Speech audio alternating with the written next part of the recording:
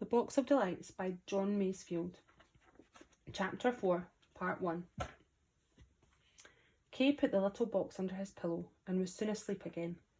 He dreamed of wolves padding on the snow after the Punch and Judy man. At 6 o'clock he woke again and heard the bells chiming for the hour. What with the moonlight and the snow blank, there was light enough in the room for him to see the box with its old worn, shiny, shagreen cover and magic knob upon it. He said, I must go out towards the camp at dawn with Peter, he muttered. I must do that. He waited for another 20 minutes and then called to Peter. I say, Peter, wake up. Let's go out and explore. Explore what? Peter growled. What do you expect to find? Mushrooms, may I ask? Oh, don't come if you'd rather not, Kay said. But it's always rather fun being out in the fresh snow and seeing all the animals' tracks. But to get up before it's light on the first day of the holidays, I think it's the purple pim, Peter said. Well, get up, Peter, Kay said. We can forage in the larder. We can get heavenly breakfast, foraging in the larder, then a real breakfast when we get in. Oh, all right, Peter said. So up they got. They went down into the larder and got themselves ham and bread, which they spread with blobs of butter. Then each had a big mince pie and a long drink from the cream pan.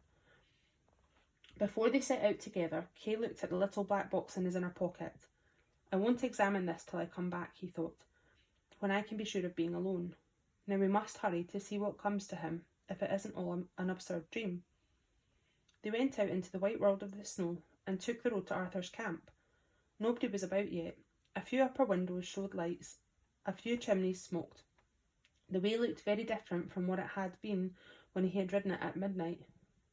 The buildings were back in their places, and the lakes of water were gone. By the shortcuts, it was only 20 minutes' walk to Arthur's camp. At the camp, the wood with its yew trees was again in its place. All bracken and brambles were prone under the snow. There was no close cover left. There was no wolf tracks in the snow under the ramparts where the wolves had run. There were many rabbit tracks, and now that it was beginning to be light, the boys found some fox tracks and the tiny neat imprint of what they judged to be rats' feet. Kay was soon at the very place where he had stood within the stockade when the fires had burned and the beasts had stampeded. That was the place, with Ox Hill dead in front and Broad Barrow, or Gibbet Hill, square to the right. The bearings proved it. Where the old man had spoken to him must have been a little to the left. 3 great yew trees grew there now, close together, all very old. Kay moved towards them. In the space between them, which must have been the spot where the old man had given him the box, someone had scuffled aside the snow and had camped there for the night, wrapped in woven stuff which had printed its texture on the snow. It must have been a coarse woolen.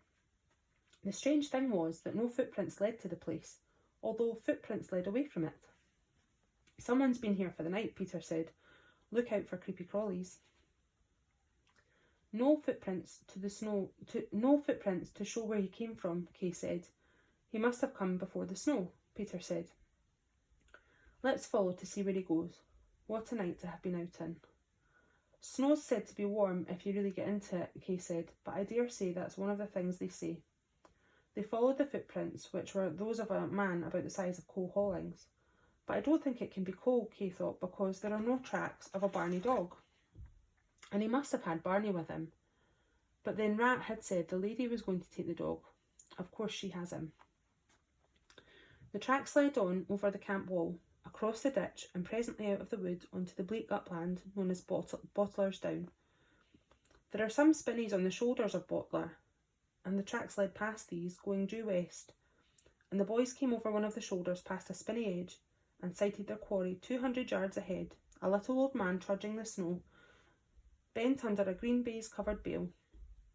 He was near the spinney called Rider's Wood. At that instant 4 men darted out of Rider's Wood and ran at the old man, who dropped his bundle. One of the men had something that flew up. Kay gasped as he thought it was a club, but it seemed to be a sack or a bag which came down over the old man's head. A second man, in the same instant, lashed rope around the man's arms and legs. In 5 seconds they had the old man trussed up and lifted. 3 of them hurried with him to the other side of the spinney, and the 4th man followed with the bundle. The boys were too startled to cry out or to do anything. They stood spellbound. There came the roar of an engine from the Rider's Wood. That's an aeroplane, Kay said. They heard confused noises and the slammings to of a door. The roaring of the engine came much louder, and an aeroplane lurched into sight past the cover end, going across the snow to take off into the wind. "It will stick in the snow," Kay said, "and then they'll have to leave him." However, it didn't stick in the snow. It lifted after a short run, and at once lifted higher and higher with great lolloping leaps. Now that it was in the air, it was silent, of a grey colour, and swifter in going and climbing than any he had seen. It had almost no wings, and was in the clouds in no time, going northwest, Kay judged. "Well, they scrobbled the old man," Peter said. "Come along, Peter," Kay said. "We must go and see what tracks these people have left." "I say," Peter said, "I am glad I came out with you. I never thought I could see a gang scrobble an old man and carry him off in an aeroplane." "It's very lucky," Kay said, "that we've got the snow, and all the tracks will be as clear as print. Don't let's run, and keep well to the side of the old man's tracks so as not to obscure them, and let's get it absolutely clear so that we can tell the police 2 men in white ran out, then 2 others, and there must have been another man in the aeroplane." "There were 4 who did the attack," Peter said, "and the first one, who had a bag, was the tallest of the 4, and they all got something over their faces." They came to the scene of the kidnapping and then went into the copse to see what the gangsters had lain in wait. There had been in the spinney some little time and scuffled out their tracks. They had been resting in a yew clump among some tumbled stones clear of the snow. They had not smoked during their wait. There was no cigarette ends, no matches, and no tobacco ash. They had scuffled out their foot tracks from the aeroplane, but of course the tracks to the aeroplane were plain. All that they could see was that there were 4 men of different sizes, one a good deal bigger than the other 3, and that all were wearing new rubber galoshes or rubber boots. The tracks of the aeroplane told the boys nothing. It had run on its wheels to a steep strip near the spinney on a part of the down kept clear of snow by the wind. "Well, that's that," Kay said. "They've got him, and they've got away with him, and I'm pretty sure it was our Punch and Judy man." "It looked jolly like him," Peter said. "Well, we'd better go back and tell the police." They made a last examination where the aeroplane had rested, but there was no clues but a few spots of black oil. They took the shortcuts home and called at the police station. The big red-faced inspector was an old friend of Kay's. He understood rabbits and was a very clever amateur conjurer. Kay had always thought that there was a lot of sense in him. Kay told his story and Peter backed him up. "Ah, indeed," the inspector said. "That was those young officers from the aerodrome having a bit of a frolic." "It wasn't like a frolic," Kay said. And Peter said they weren't in uniform, and it wasn't a government aeroplane. "And then," Kay said, "it was such a lonely place, and such a time in the morning." "And what were you 2 doing in that lonely place at that time in the morning, Master Kay?" the inspector said. "I hope that you young gentlemen weren't trespassing in pursuit of game." "No, of course we weren't. We were out looking at the tracks of the animals in the snow."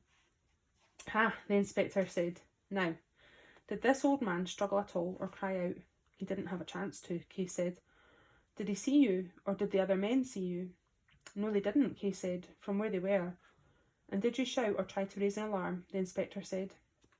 "I'm afraid we didn't," Kay said. "We were just spellbound, and it all happened in an instant. They ran out, scrobbled him up, put him in the aeroplane, and away they went." "Well," the inspector said, "it sounds like the aerodrome to me. Those young fellows, Master Kay, serving their country and away from the civilising influence of their mothers, just full of spirits, the spit of what I was myself when I was a young man. It was a Christmas gamble and a bit of what you call ragging. And you see, Master Harker, the law isn't like ordinary things.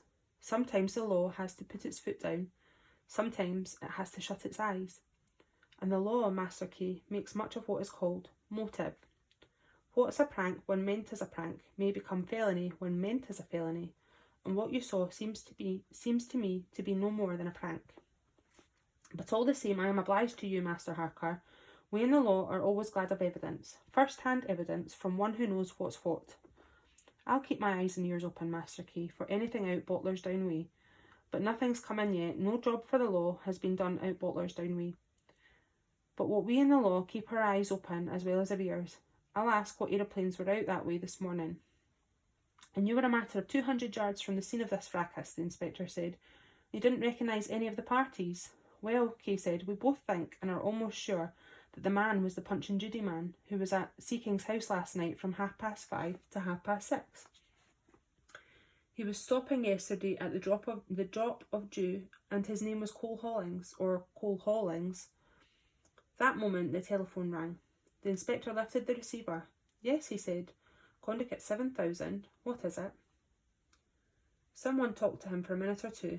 Now that, the inspector said, putting down the receiver, that's what we in the law call a coincidence. That was our officer at Tatchester asking about your Punch and Judy man, Cole Hollings, or Hollings. The man is at Tatchester now, and the police were asking, is he a fit kind of man to give a public performance at the Bishop's Palace this very night as ever is? And he's at Tatchester now, Kay asked. Yes, the inspector said, at the police station, showing his licence. You heard me ask, is he all right? They said yes. You heard me ask, does he make any complaints? They said no. So if he was the man that you saw, Master Harker, he can't be much the worse, even if they did put him in the aeroplane. Now is he, Master Harker, a kind of man to perform before a bishop and other holy men? He's simply wonderful, Kay said. The inspector took up the receiver and spoke again. I have every reason to suppose, he said, from information received, that the man is a good performer and can be trusted not to disappoint, nor yet to shock the company. And by the way, is the man there? He listened and then, just bring him to the telephone. There's a young gentleman would like to know something. Hello, is that Mr. Hollings? Are you any of the worse for being in the aeroplane? No, he says, none the worse, sir. Mr. Hollings, who was it that put you in the aeroplane? He says, some young friends with more fun than sense. And what brought you to Butler's Down Way in the snow, Mr. Hollings? He says that it was the only flat bit where he could make the aeroplane. Now here's a young friend wants to ask how you are. The inspector handed over the receiver to Kay. Is that you, Mr. Hollings? Kay asked. I rang you up to ask how you are. If you're any the worse for the wolves or the aeroplane. The telephone was full of crackles and buzzes. A female voice said, Pottington, 25, please. A distant man's voice said, give up the strychnine and go on with the belladonna. Then from far away, an old man's voice said, no, none the worse. I thank you, all the better. You really are Mr. Hollings, Kay asked, that found my ticket and was scrobbled into the aeroplane? Really, truly he, the voice answered. And you're the young gentleman? Yes, Kay said. Goodbye, my young master, the voice said, and Kay hung up the receiver. So that's that, the inspector said. That's how science helps the law. You thought your friend was scrobbled. Now by science and the law, you hear from his own lips that all is well. Somehow Kay wondered if all was well. The telephone was working badly, and the voice was like the old man's voice, but still, somehow, he felt uneasy. I'm very glad, Kay said, that the man is safe. Please forgive us for taking up so much of your time. A public man's time is the public's, the inspector said. It's my duty as a public man to listen to all and sundry at all times. Sometimes the law has to shut its eyes. Sometimes there isn't enough for the law to go upon. Sometimes the law intervenes, but at all times I say, let the law in, Master Harker. Any tale that's first-hand evidence, you bring it to the law, and depend upon it, Master Kay. Murder will out. However dark the deed, Master Kay. We bloodhounds of the law, as they call us, will bring it into the limelight. Kay thanked him again, and then they talked for a moment of brighter topics. Rabbits, simple conjuring tricks, blue Persian cats, the Condicote rugby team. Then they both shook hands with the inspector and wished him a happy Christmas and New Year, and they went home to breakfast, for which they were a little late.